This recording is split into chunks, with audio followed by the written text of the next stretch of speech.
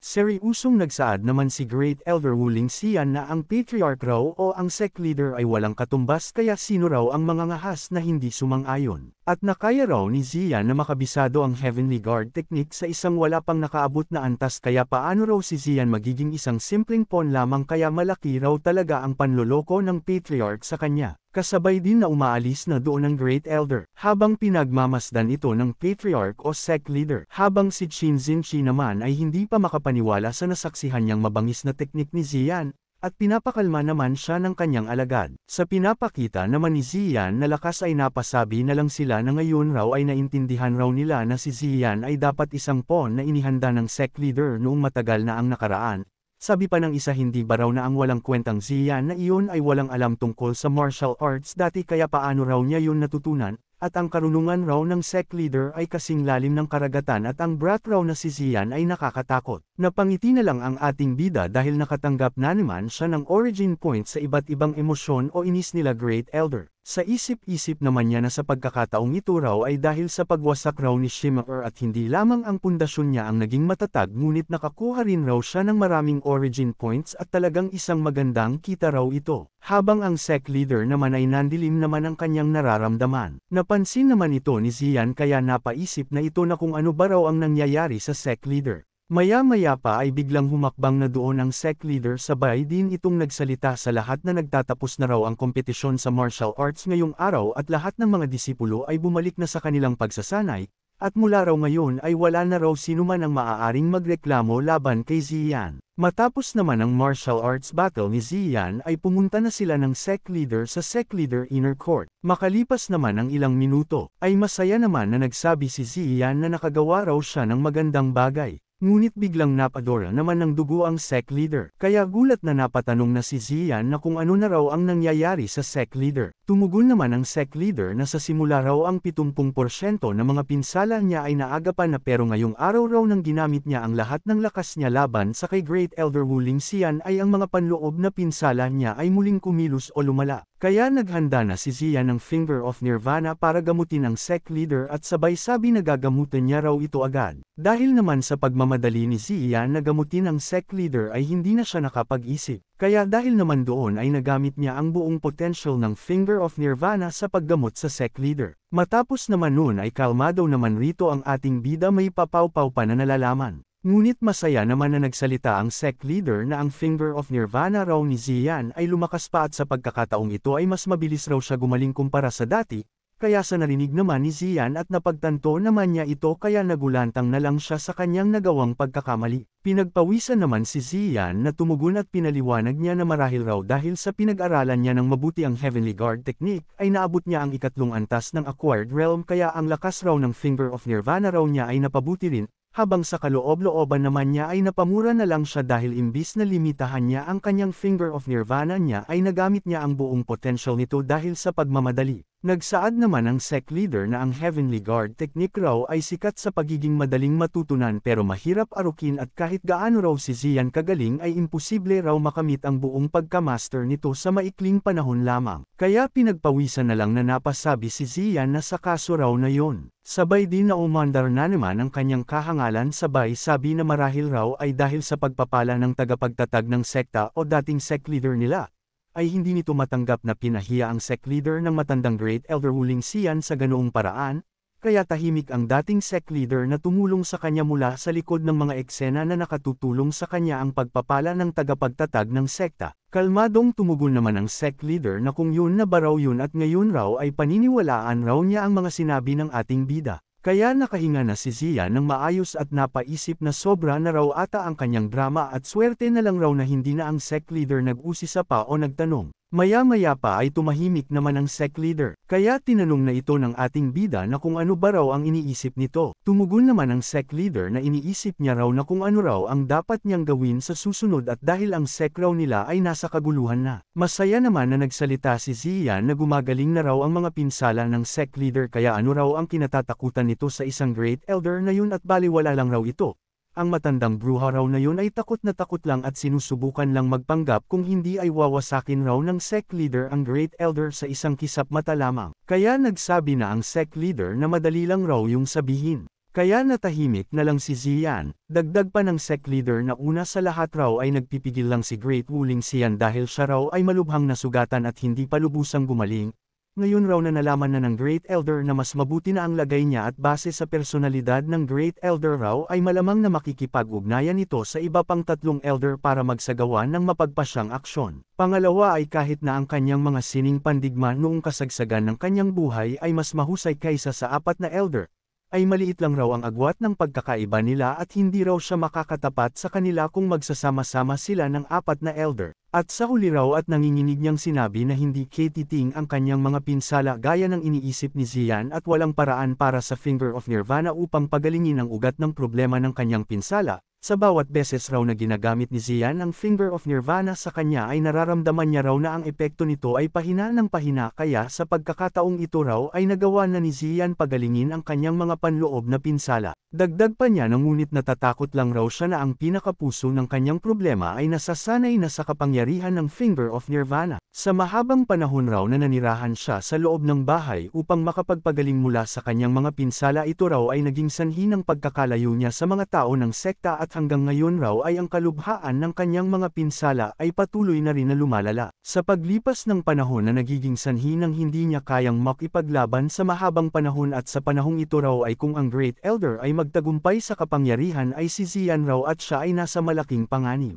Buong puso naman na nagsalita si Ziyan na huwag raw itong mag-alala dahil gagawin niya raw ang lahat ng kanyang makakaya upang mapagaling ito at anuman raw ang gawin ng matandang bruha na yun ay haharapin raw nila ito ng magkasama.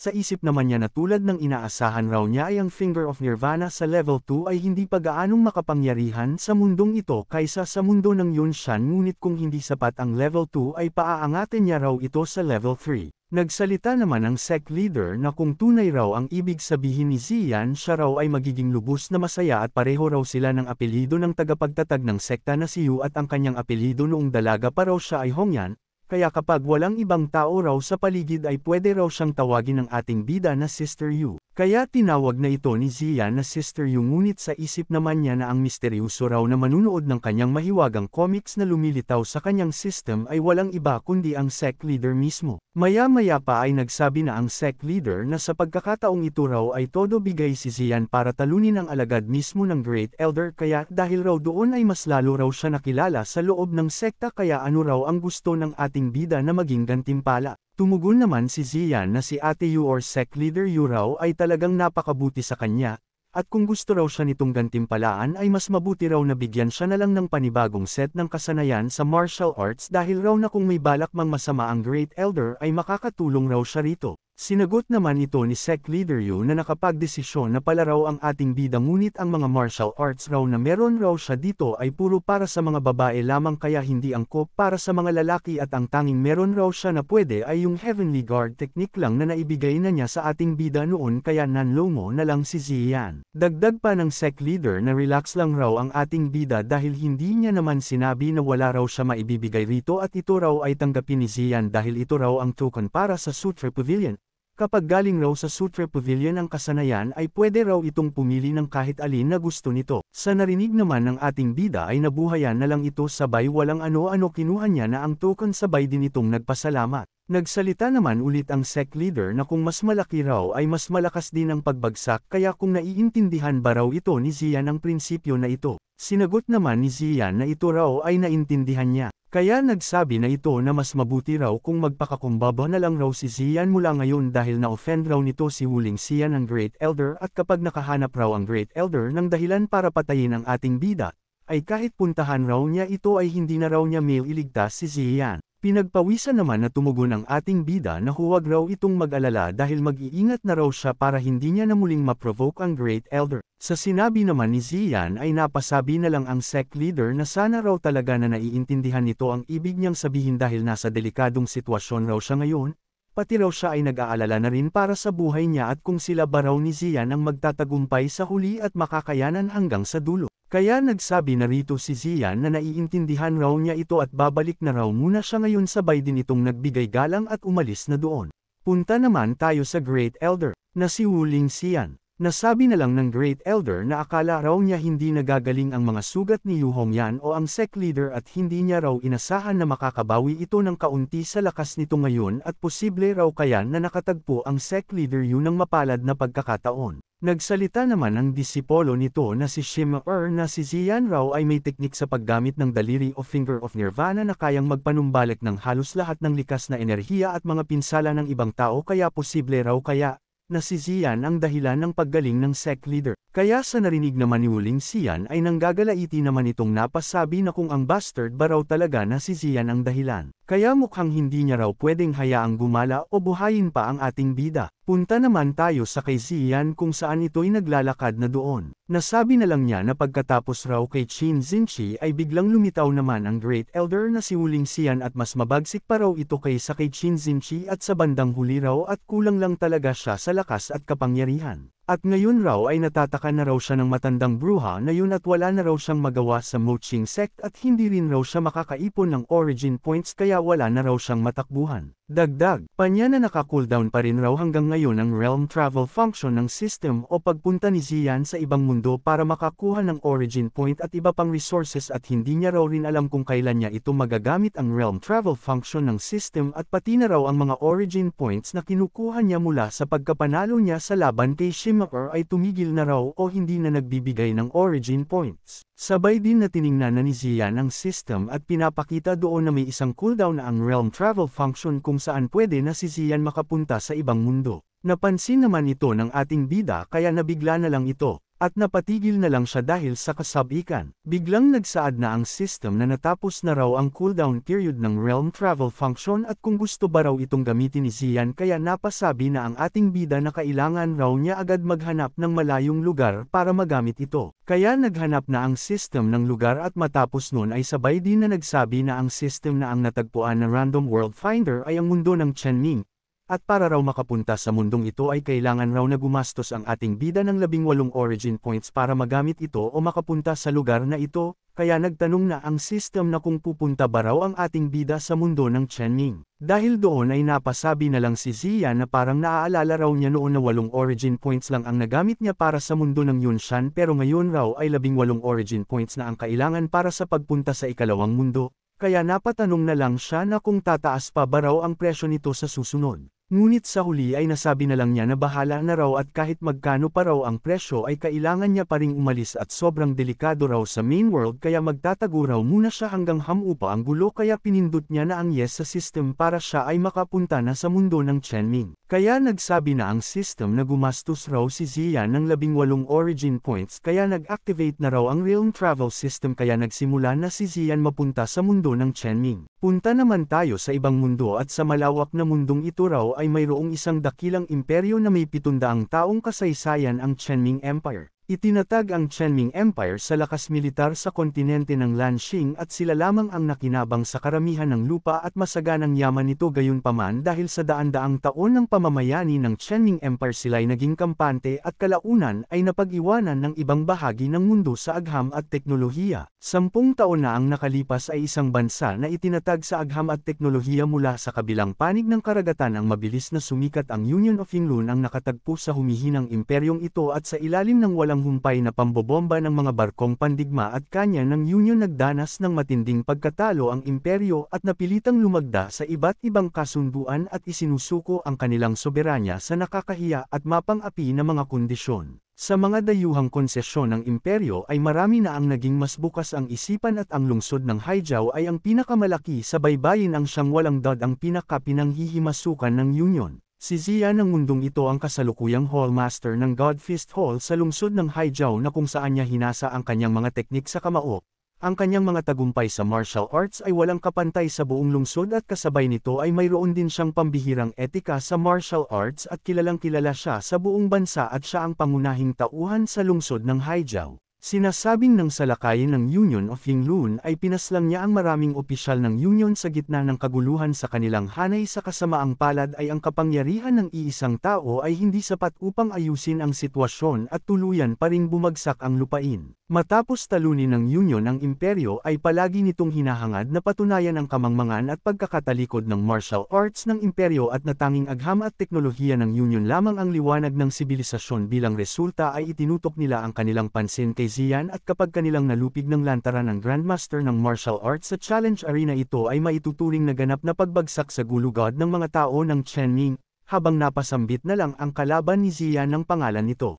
Habang nasuntok ni Xian ng malakas ang kalbo ay nasabi na lang ni Xian na inanyayahan raw niya ito bilang paggalang at ito ang ginagawa nito, kaya ito ba raw ang tinatawag nilang etikete sa bansa nila. Sa nasaksihan naman ng lalaking general ay nabigla na lang ito. Dagdag pa ni Xian na ang kaugalian ng kanilang mga tao ay laging maghandog ng mabuting alak sa mga mabubuting bisita at paalisan ang masasamang aso gamit ang pamalo. Sa ganitong sabi ay ang tinatawag raw ng mga kalaban na mga cyborg ng Union ay hindi hihigit pa sa ganito lamang. Nagsabi naman ang general na kung isinasaalang-alang ba raw ni Xian ang kanilang panukala para sa kanilang Yingchen Grand Competition sa loob ng kalahating buwan mula ngayon o kung sasali ba raw si Xian sa Grand Competition. Sinagot naman ito ni Xian na hanggat siya raw ay tapat at makatarungan ay pupunta raw siya sa challenge arena upang ipakita sa kanila ang tunay na martial arts ng Chenming. Habang papaalis sila ng general ay nagsalita naman ang general na sabik na raw siyang makita ang pagtatanghal ni Xian. Sa pag-alis naman nila ay biglang lumapit naman ang mga disipolo ni Xian, sabay din na pinuri nila ang kanilang Master Xian at ang strike raw nito ay maganda, kaya kailan raw sila turuan ng kanilang Master Xian ng ganoong move. Nagtanong naman ang isa na ano ba raw ang sabi ng mga Union na yun tungkol sa pagpili sa tatlong pinakamalalakas na Grandmaster ng martial arts at pagharap sa kanila sa isang kompetisyon laban sa kanilang mga cyborg upang tukuyin kung sino ang pinakamakapangyarihan.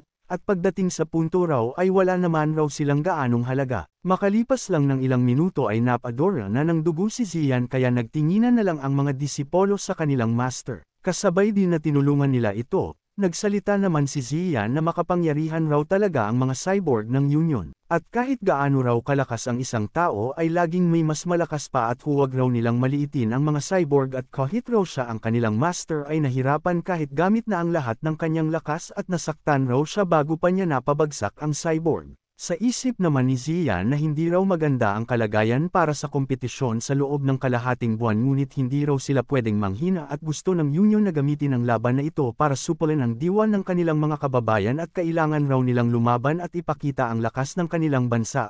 Makalipas naman ang isang araw, nasabi na lang ni Xian na hindi raw siya makapaniwala na nasaktan ang kanyang heart meridian sa laban kahapon at isang cyborg lang ay napakalakas na, at narinig raw niya na may 10,000 pa sa loob ng Union. Nagsalita naman ang isang disipolo na narito na raw ang gamot ng kanyang master. Ito pala ang pinakamatandang disipulo ng God Fist Hall na si Liu Yuntao, sabay din itong nagsabi na ito raw ang gamot para sa internal na sugat na nireseta ng doktor at inumin raw ito ng kanyang master habang mainit pa. Tumugon naman si Xian na ang bait raw talaga ni Liu Yuntao at nitong mga nakaraang araw raw bilang pinakamatandang disipulo ay tinulungan raw siya nito na turuan ang mga disipulo kung paano lumaban. Nagsabi naman si Liu Yuntao na sayang raw kahapon nang bumalik raw ang Master Xian niya sa kanyang kwarto para magpahinga ay may sumigaw na lipas na ang martial arts at kahit gaano pa man raw ito mag-practice ay hindi raw ito makakatalo sa agham. At ang ilan raw sa mga disipulo ay umalis na rin sa paaralan dahil sa takot sa paghihiganti ng Union.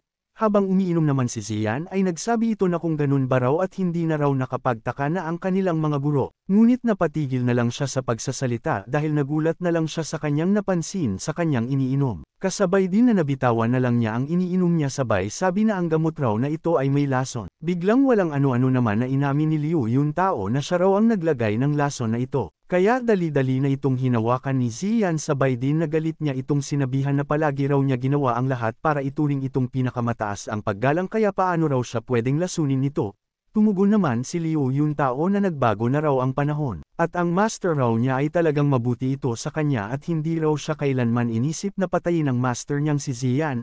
Dagdag pa ng disipolo na ang gamot raw na ito ay magpapahina lamang sa kanyang master at ibibigay raw niya ang antidote kapag natapos na ang Yingchen Grand Competition. Sabi pa niya na nakalaan ng imperyo na matalo sa Union at kahit gaano pa raw kalakas ang kanilang mga kamao at paa ay hindi nila kayang talunin ang kanilang mga eroplano at artilleriya, kaya mas mabuti pa raw na sumuko agad at ituon ang pansin sa kanilang bagong buhay sa hinaharap kaysa sayangin ito sa walang kabuluhang pakikibaka. Biglang nagpakita naman ang general sabay din itong pumalakpak, at nagsalita na ito raw ay hindi na masama at hindi masama talaga at si Liu Yuntao raw ay bata pa pero mayroon na itong ganitong mahusay na kamalayan sa ideolohiya at mas magaling pa kaysa sa ilang matatandang tao na hindi pinapayagan ang pag-unlad. Ngunit ang problema lang raw ay si Mr. Liu Yuntao ay masyadong nagdadalawang isip pa, kasabay din na tinutukan niya ng bangbang si Ziyan at sinabihan na sumuko na raw ito o bubugbugan niya ang ulo nito. Matapang naman itong sinagot ni Ziyan na kung siya ba raw ay susuko, kasabay din na dinuraan niya ang general kaya ninas na lang ito. Kaya galit itong nagsalita na si Ziyan raw ay maliit na si Raulo at ang tigas raw ng ulo nito kaya papatayin raw niya ito ngayon. Ngunit pinigilan naman ito ni Liu Yuntao at nagsabi ito na wag raw itong gawin ng general at bigyan pa raw siya ng isang araw para maayos niya ang kanyang master. Dagdag pa ni Liu Yuntao na alam raw niya ang ugali ng kanyang master ng mabuti kaya hayaan raw siya nitong kumbensihin ang master niya. Kaya nagsabi na ang general na para kay Mr. Liu Yuntao raw ay palalampasan niya raw si Ziyan sa pagkakataong ito. Sabay din itong utos na ibalik raw si Ziyan sa harbor base. Matapos naman umalis ang general, ay sila na lang dalawa ang naroon sabay din na nagsalita na si Liu Yuntao na pakiusap raw unawain raw ito ng kanyang master at ito lang raw ang paraan para iligtas ang imperyo. Tumugon naman si Ziyan na kung sa pamamagitan ba raw ng pagsuko sa kaaway at pagbenta ng sariling bansa para sa kapangyarihan at kayamanan at paano ba raw nito iligtas ang bansa. Sinagot naman ito ni Liu Yuntao na nakita na raw nila sa kanilang sariling mga mata kung paano kinukuha ng mga higanteng barko at artilleriya ng Union parang mainit na kutsilyo na dumadaan sa mantikilya at ang kanilang mga lungsod raw ay sinakop ang mga lupain nito.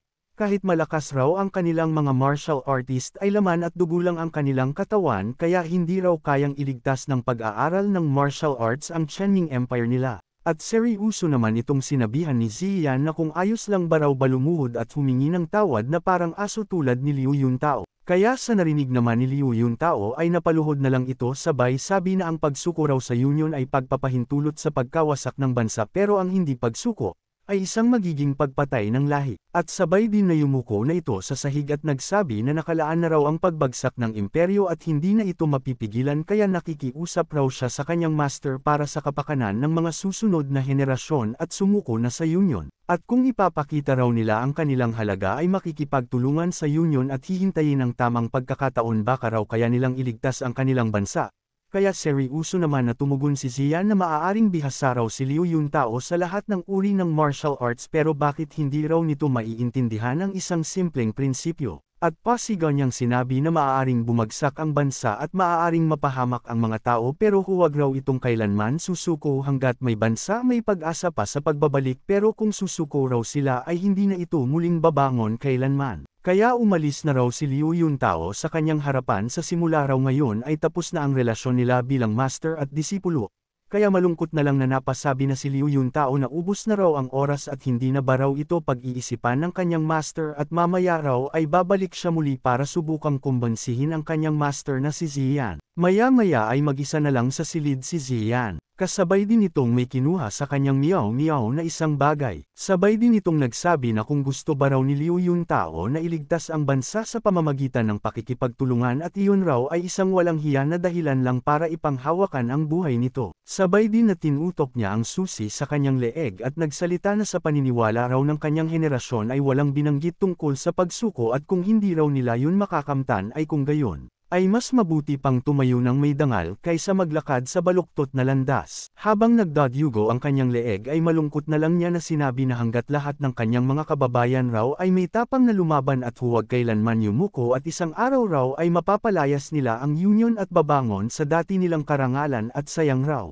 Hindi niya na makikita ang araw na yun kasabay din na bumagsak na lang ang susi sa sahig. At tuluyan na nagpaalam ang Ziyan sa mundong ito. Kasabay din sa paglitaw ng system notification na nagsaad na ang mundo ng Qianming Imperial Grandmaster na si Ziyan raw ay nagtagumpay ang pagpapalit ng kaluluwa at sinimulan na raw ang pag-import ng alaala. Matapos naman ang ilang sandali ay natapos na raw ang pag-import. Kaya matapos sumanib ang ating bida sa Ziyan sa mundong ito ay tuluyan na itong gumising. Kasabay din itong napangiti na lang at nagsalita na mas mabuti pa raw na tumayo ng may dangal kaysa maglakad sa baluktot na landas at kung ganun ba raw, at ito raw ay magaling ang sinabi at mas mabuting mamatay kaysa sumuko at tatanggapin raw niya ang hiling ng Xian sa mundong ito. Nagsaad ang ating bida na ang orihinal na may-ari raw ay talagang karapat-dapat tawaging pambansang bayani kaso, kaka-rating niya lang raw dito at hindi pa siya nakakagawa ng anumang bagay pero nakakuha na raw siya agad ng maraming origin points. At ang antas raw ng martial arts sa mundong ito ay napakababa at napakalayo sa kahusayan ng mga nasa pangunahing mundo niya pero para sa kanya raw parang kinukuha lang ang candy mula sa isang sanggol. Ang orihinal raw na may-ari ay talagang determinado at hindi raw niya mapigilan ang dugo, kaya ginamit niya na ang kanyang Finger of Nirvana sa kanyang sarili para pagalingin ang sugat niya sa leeg. Matapos noon ay nakahinga na siya ng maluwag. Nasabi na lang ni Xian na kamangha-mangha raw ito dahil lahat ng lason at sugat niya ay nawala sa isang paggamit lamang, hindi lang iyon at hindi raw siya makapaniwala na sobrang saya nito at hindi na nakapagtataka kung bakit nahirapan ang matriarka na kontrolin ang sarili niya. Ngunit may napagtanto naman si Xian at nasabi na lang niya na dahil raw nasa kalagayan raw siya ng soul crossing kaya hindi ba raw dapat nakasil ang kanyang mga kakayahan mula sa pangunahing mundo at bakit raw niya nagamit ang Finger of Nirvana. Kaya tiningnan na ng ating bida ang kanyang system skill at nasabi na lang niya na tulad raw ng kanyang inaasahan ay hindi niya magamit ang Heavenly Guard o ang Young Strengthening Method kaya bakit raw niya nagamit ang Finger of Nirvana at ano raw kaya ang dahilan. Lumitaw naman ang system at nagsaad na dahil raw ang Finger of Nirvana ay isang lihim na immortal na pamamaraan ay ito raw ay naitatak sa kaluluwa ng gumagamit kaya hindi ito nasasakop ng anumang restriction. Kaya sa nalaman naman ng ating bida ay napasabi na ito na kamangha-mangha raw ang Finger of Nirvana at parang sobrang swerte niya raw talaga na nakuha niya ito sa mundo ng Yunshan. Ngunit may napansin naman siya kaya nasabi na lang niya na ano ba raw itong bagay na ito. Ang current title ay National Soul kaya nasabi na lang niya na kung bakit raw hindi pa niya nakita ang titulong ito na National Soul dati at ano raw ang ibig sabihin nito. Kaya nagsaad na ang system na makalipas agad ang pagpapalit ng gumagamit sa target sa mundo ng anak ng Diyos at na-unlock raw ang title system at sa mundong ito raw ay maaari raw na makakuha ang gumagamit o si Xian ng titulo kung natutugunan ang ilang kondisyon bawat titulo raw ay may kanya-kanyang natatangi at makapangyarihang kakayahan. Kaya nasabi na lang ng ating bida na interesante raw ito at ano raw ang mga kondisyon para ma-unlock ang titulong National Soul na ito at ano ba raw ang magiging epekto nito kapag na-unlock na. Tumugon naman ang system na dapat raw alamin ito ng gumagamit o si Xian sa sarili nitong pagsisikap kaya napadura na lang si Xian ng dugo dahil hindi siya sinagot ng system. Dagdag pa ng system ang quest raw ni Xian ay manalo sa Ying Chen Grand Competition sa kalahating buwan mula ngayon at iparamdam sa kay eldest disciple Liu Yuntao ang pagsisisi sa kanyang pagtataksil mula sa kaibuturan ng puso niya at pilitin ng Union na hindi muling manakop sa imperyo ay pagkatapos makumplito ang quest ay maaari na raw si Xian bumalik kasama ang lahat ng kapangyarihan na nakuha nito sa mundong ito at kung hindi raw ay wala raw itong makukuha. Kaya inis na lang si Xian na pahawak sa kanyang noo at napasabi na kung nagmamagaling ba raw ang system at paano ba raw niya ito malalaman at binigyan pa raw siya ng system ng napakaraming quest sa ilalim ng isang quest lang. Dagdag pa niya una sa lahat ay hayaan raw siya ng system na i-upgrade niya ang kakayahan na ginamit ng orihinal na may-ari ng katawan na ito at kung maaari raw niyang pataasin ang kanyang combat power ay dapat gawin raw niya ito ng buong makakaya.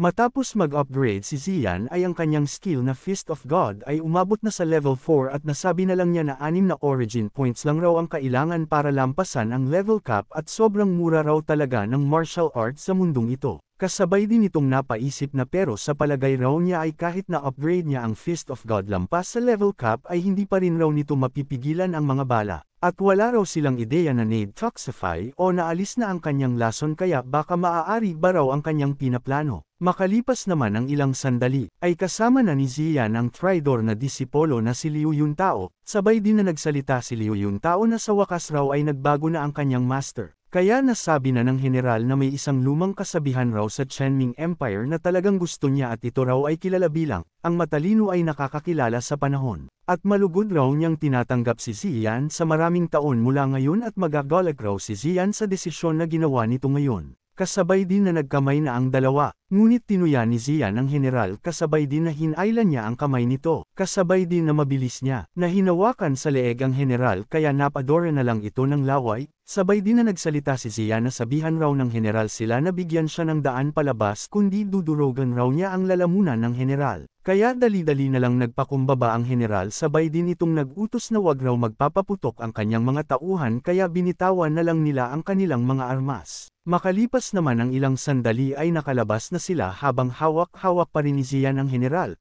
Kasabay din na nagsalita si Zian na wag raw tumunganga ang alagad ng general habang ang general naman ay nag-utos na lang ito na lahat raw ng kanyang mga alagad ay makinig raw ang mga ito sa kay Zian at magsi-address raw ang mga ito. Ngunit napatingin at napaisip naman si Zian tinitingnan raw niya ang kanyang paligid at ang base raw sa itinayo sa loob ng harbor ngunit di pa niya natapos ang kanyang isip, ay nabigla na lang siya. Dahil hindi siya nakabantay kaya si Zian ay napuruhan na lang at tumama sa kanya ang maraming bala kaya nakahanap ang general ng syempo kaya dali-dali na itong tumakas. Kaya si Zian na duguan ay napasabi na lang na may mga sniper pala raw na naghihintay lang ng butas para siya ay samantalahin. Ngunit salamat raw sa kanyang finger of nirvana ay kaya niyang pagalingin ang sarili niya hanggat hindi siya tinamaan sa kanyang ulo ay hindi siya mamamatay. Matapos naman makatakas ang general ay nag-utos ito na paputukan ang ating bida. Ngunit habang nanginginig ang katawan ng isang alagad ay nagdadalawang isip itong sumugod, kaya sinigawan na ito ng general na wala lang raw si Zian kundi isang atresadong Chenming martial artist lamang. Ngunit ang minamaliit ng general ay binubuhat na ang isang sasakyan. Sabay din na nagsalita si Zian na bagaman ang Fist of God raw niya ay mas mababa kumpara sa martial arts sa pangunahing mundo niya at matapos ma-upgrade raw niya ito lampas sa level cap ay tumaas raw ang kanyang lakas ng malaki. Kasabay din na hinagis na ni Zian ang sasakyan sa mga alagad ng general kaya napatulo na lang ang kanilang sipon dahil sa takot. Kaya nakatanggap siya ng maraming origin points. Napasabi na lang siya sa kanyang isip na ang dami raw ng origin points ang nakuha niya kaya napapuri na lang ito. Kasabay din itong tumakbo na doon. At sumugod si Zian sa mga kalaban ng walang pagdadalawang isip. Kasabay din na pinagdudurog niya ang mga kalaban. Gamit ang Fist of God technique kaya nagtalsikan na lang ang mga tinamaan nito. Ngunit biglang may bumaril naman sa kanyang likuran kaya tinamaan na lang sa likod si Zian. Kaya nasabi na lang ng bumaril na tinamaan raw nila si Zian ngunit nang inig na lang ang kanyang buong katawan dahil sa takot. Dahil kahit tinamaan na si Zian ay nakatayo pa rin ito. Kasabay din na nagsaad si Zian na kaya raw nilang patayin ang orihinal na Zian pero siya raw ay hindi. Sabay din na tinanggal ng ating bida ang mga nakatarok na bala sa kanyang katawan. Ngunit kahit nasa delikado na ang sitwasyon ng general ay nanaig pa rin ang pagkabuhayan nito at nag-utos ito na wag raw nilang patayin si Zian dahil magagamit pa raw niya ito sabay din na napatanong na lang siya na kung ito ba raw talaga ang martial arts ng Chenming. Habang binubugbog ni Zian ang mga alagad ay ang general naman ay nababaliw na sa dapat niyang gawin. Maya-maya pa ay pahabol na si Zian kaya napasigaw na lang ang general ng tulong. At hindi naman nabigo ang general sa paghingi ng tulong dahil sa pag-atake ni Zian ay biglang dumating si Liu Yuntao at sinalag nito ang atake ni Zian. At ramdam naman ni Liu Yuntao ang lakas ng atake ng ating bida kaya nagtaka na lang siya kung bakit ito ganoon kalakas at ito raw ay imposible. Tinawag naman ni Zian na taksil na disipulo si Liu Yuntao at magaling raw ang Fist of God nito at halos lubos raw nitong na-master ang teknik na ito ngunit sayang lang raw. Dahil kulang pa raw ang lakas ni Liu Yuntao kaya natilapon na lang ito dahil sa agwat ng lakas nila ng ating bida. At nagsidatingan na ang mga cyborg para dakpin si Zian. Kaya napaisip na lang si Zian na nahihirapan na raw ang kanyang katawan dahil sa mga ordinaryong baril at ngayon pa ang mga cyborg pa sa ibabaw nito kaya mapapahamak raw siya kung makipagsagupaan siya sa mga ito. Kaya mukhang kailangan na raw niyang takasan ang mga ito sabay din itong tumalikod na para tumakas. Kasabay din na humawak na si Zian sa isang bakal. Sabay din itong tumalon na sa dagat habang sa isip-isip naman niya ay babalikan niya raw ang mga ito.